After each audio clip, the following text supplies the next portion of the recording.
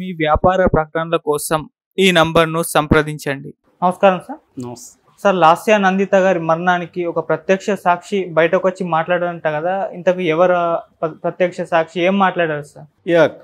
ఇప్పుడు లాస్య నందిత చనిపోయిన తర్వాత రకరకాల ఊహాగానాలు వస్తున్నాయి. నిన్న కూడా మనం చెప్పుకున్నాము.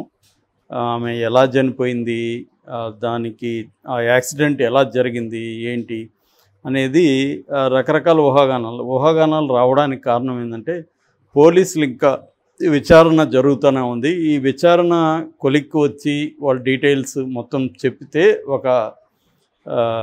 దానికి ఒక ముగింపు పలికినట్టు ఉంటుంది. అయినా కూడా పోలీసులు చెప్పినా కూడా నమ్మలేని పరిస్థితులు చాలా ఉంటాయి. కాబట్టి వీళ్ళు నిజమే చెప్తున్నారా పోలీసులు అని కూడా డౌట్ ఎక్స్ప్రెస్ చేస్తారు.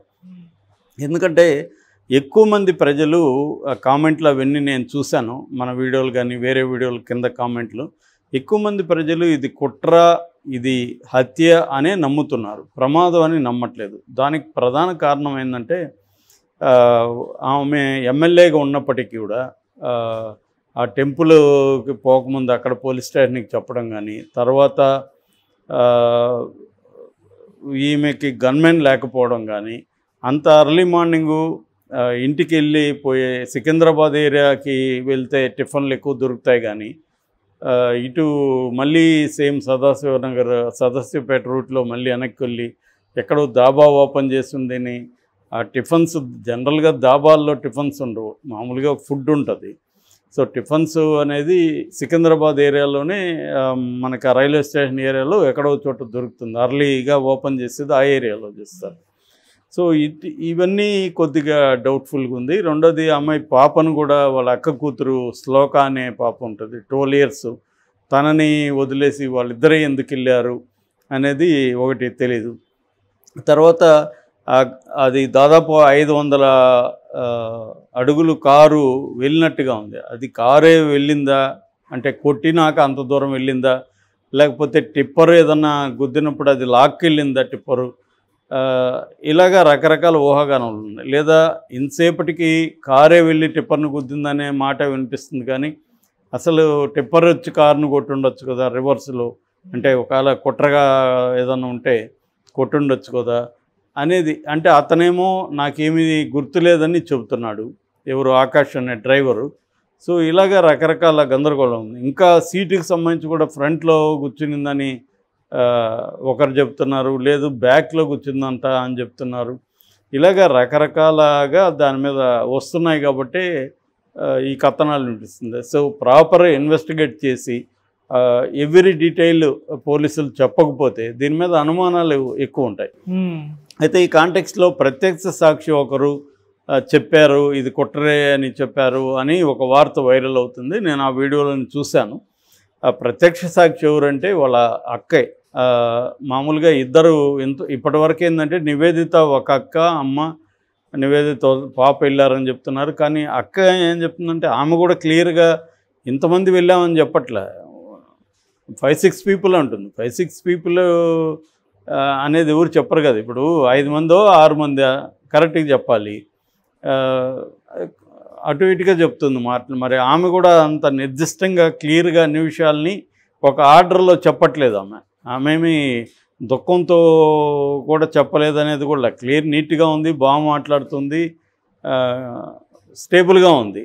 కానీ చెప్పేటప్పుడేమో ఒక ఆర్డర్లో డీటెయిల్స్ చెప్పట్లేదు. అది ఒక కన్ఫ్యూజ్గానే ఉంది. అది ఒక ఆమె ఏం చెప్తుందంటే, మేము వేరే ఫంక్షన్కి వెళ్ళి వస్తూ అక్కడ దర్గా ఉంది అని చెప్పి అక్కడ ఆగాము, 3 అయ్యిండొచ్చేమో అని చెప్తుంది.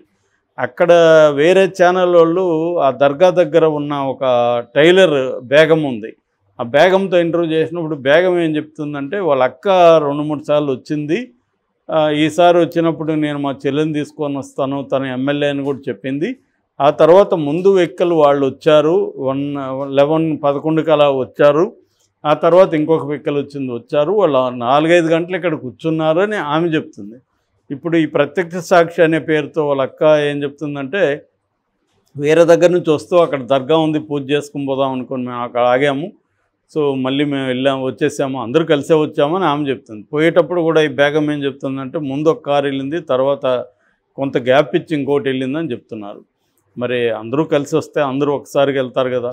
సో అదొక ఇది. తర్వాత ఏమో నాకు ఆకలిగా ఉంది, రాత్రి ఆమె తినలేదని చెప్తున్నారు. ఎవరు లాస్య తినలేదు అని టిఫిన్ చేద్దాం అనుకున్నాం. అక్కడ ఒక డాబా ఓపెన్ అయింది. అంటే వాళ్ళ అమ్మ ఏమనిందంటే, లేదు ఇంటికి వెళ్ళిపోతున్నాం కదా, నేను ఇంట్లో టిఫిన్ చేస్తానంటే, లేదు లేదు నేను ఆకలిగా ఉంది, నేను తినేసి వస్తాను అని చెప్పి పాపని ఆ వై జంక్షన్ కోకటిపల్లి దగ్గర పాప ఆపమని ఈ పాపని ఆ వెహికల్లోకి చేంజ్ చేసి, తను PA come driver Akash, PA అని ఫ్రెండ్ అని డ్రైవర్ అని అంటున్నారు. ఏదేమైనా అతను పిఏ అనేది అయితే వాస్తవం. సో పిఏ ఆ రోజు డ్రైవ్ చేస్తున్న అతను, వాళ్ళు కలిసి మళ్ళీ వెనక్కి వెళ్ళారనేది ఆమె చెప్తుంది ప్రత్యక్ష సాక్షి.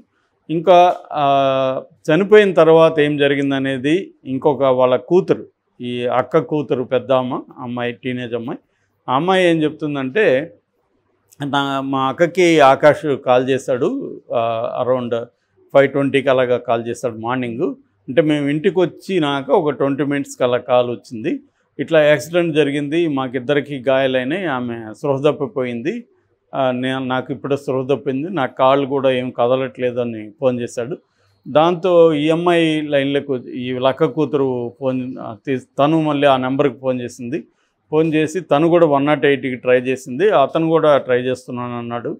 సో కాల్లో ఉంటూనే అతను ఇంకొక దీనిలో నుంచి చేస్తున్నాడు. ఈ లోపల ఒక పెట్రోలింగ్ వెహికల్ వెళ్తుంది, నాకు ఫోన్లోనే ఉంటున్నాయి, పెట్రోలింగ్ వెహికల్ వస్తుంది, అదేమన్నా ఆగుతుందేమో అని చూశాడు. అది ఆగకుండా వాళ్ళు వెళ్ళిపోయారు, పోలీస్ పెట్రోలింగ్ వెహికల్.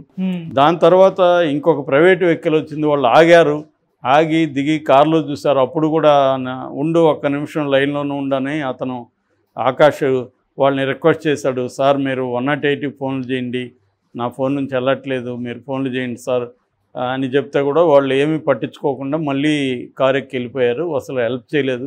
అది కూడా అతను ఆకాష్ బాధపడ్డాడు. అలాగే నాతో 34 మినిట్స్ నాతో ఉన్నాడు. ఈ లోపల మా బ్రదర్స్ అక్కడికి బైకుల్లో వెళ్ళిపోయారు, బ్రదరు వాళ్ళ ఫ్రెండ్లు బైకులో వెళ్ళిపోయి వాళ్ళు ట్రై చేశారు. అప్పుడు 108 దొరికింది. 108 వచ్చినాక కూడా 108 వాళ్ళతో నేను మాట్లాడాను. 108 వాళ్ళు ఏమన్నారంటే, మీ అక్క అమ్మాయి డెడ్, క్లియర్గా స్పృహదా కాదు, మేము చూసాము, పల్స్ అంతా చెక్ చేసాము, తను క్లియర్గా స్పాట్ డెడ్, ఇతన్ని మేము హాస్పిటల్కి తీసుకెళ్తాము అని చెప్తే ఈ అమ్మాయి షాక్ అయింది.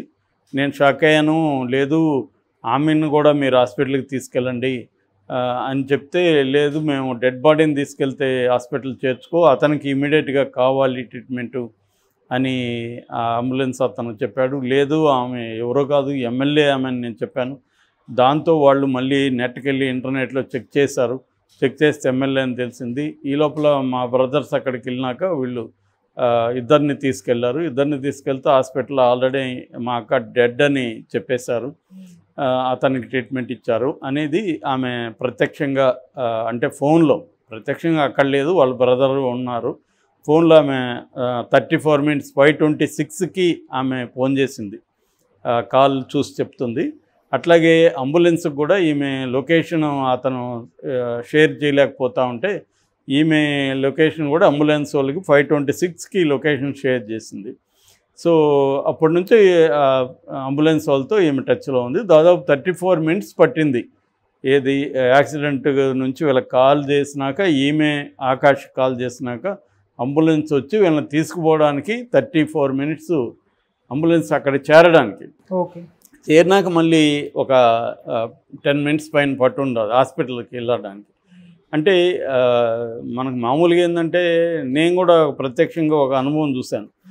నా ఫ్రెండ్ నేను వెళ్తున్నప్పుడు ఆటో గుద్దేస్తే మా ఫ్రెండ్ సురద పడిపోతే నేను 100కి చేస్తే వాళ్ళు రాలేదు, ఫోటో పెట్టమంటారు, ఫోటో పెడితే ఆ స్టేషన్కి చేయండి అంటారు, ఆ స్టేషన్కి చేస్తే ఇదైంది. ఈ లోపల దగ్గర హాస్పిటల్ ఉంది కాబట్టి తీసుకెళ్ళడంలో అతను బాగయ్యాడు. అంటే ఒక్కోసారి మనం అనుకున్నంత వేగంగా ఏమి రావు, పైన చెబుతారు కానీ వీళ్ళు వేగంగా రావు. రెస్పాండ్ కూడా ఒక్కొక్కసారి ఒక్కొక్క రకంగా ఉంటుంది. 100కి చేస్తే 100 వాళ్ళు రానేలేదు ఆ రోజు. 100 చేస్తే నువ్వు ఎక్కడ స్పాట్ అడిగారు, స్పాట్ చెప్తే మీరు పోలీస్ స్టేషన్కి చేయండి అన్నారు, పోలీస్ స్టేషన్ చేస్తే ఫోటో పెట్టన్నారు, ఫోటో తీసి పంపించా. ఆ తర్వాత ఇప్పటి వరకు కూడా వాళ్ళు దాన్ని ఫాలోఅప్ కానీ ఏమీ చేయలేదు. సో అలా ఉంటుందన్నమాట వాళ్ళది, పోలీసులు చాలా సోళ్ళ. సో ఇది కూడా బాగా లేట్ అయినట్టు కనబడుతుంది. ఒకవేళ ఆమె అప్పుడే చనిపోయిందా ఎందుకంటే వాళ్ళు రావడం 40 నిమిషాలు పట్టింది. 40 నిమిషాలు వాళ్ళు వచ్చి చెక్ చేసినాక చనిపోయిందని చెప్తున్నారు. మరి అంతకుముందు ఆమె స్పృహతో ఉనిందా లేదో తెలీదు. అతనేమో స్పృహ తప్పిపోయిందా అక్క అని ఆయన ఆకాష్ చెప్తున్నాడు. సో ఇదంతా కూడా ఏంటంటే కొంత గందరగోళంగా ఉంది. ఆమెని కూడా అడిగితే కుట్ర ఏమన్నా ఉండొచ్చు అంటే ఉండొచ్చు, మేము చెప్పలేము. ఎవరన్నా వచ్చి కొట్టారేమో, కొట్టి ఇంకొకటి కూడా ఆమె ఏం చెప్తుందంటే 2 వెనక నుంచి ఒకటి ముందు నుంచి ఒకటి కొట్టి లాక్కుపోయినాయి అని కూడా చెప్తున్నారు అని కూడా అంటుంది. అంటే క్లియర్గా ఇది ఇప్పటికి కూడా హత్య ప్రమాదమా అనేది క్లియర్గా చెప్పట్లేదు. ఎక్కువ మంది అయితే హత్య అనే ఫీల్ అవుతున్నారు. దీని మీద ఏదన్నా ఒక స్పెషల్ ఇన్వెస్టిగేట్ చేస్తే దాన్ని బయటికి రాదు. మరి కానీ బీఆర్ఎస్ వాళ్ళు కూడా డిమాండ్ చేయట్లేదు ఆ రకంగా. వాళ్ళ ఇంట్లో వాళ్ళు అయితే డౌట్ పడుతూనే ఉన్నారు. ఆకాష్ మీద కూడా కేసు బుక్ చేశారు 304 సిఆర్పిసి కింద. మరి అతన్ని అరెస్ట్ చేస్తారా ఏందని తెలీదు. అతను ఇంకా కోలుకుంటున్నాడు. ఇదేమన్నా ఇంకా డీటెయిల్స్ అయితే చాలా డీటెయిల్స్ రావాల్సిన అవసరం ఉంది.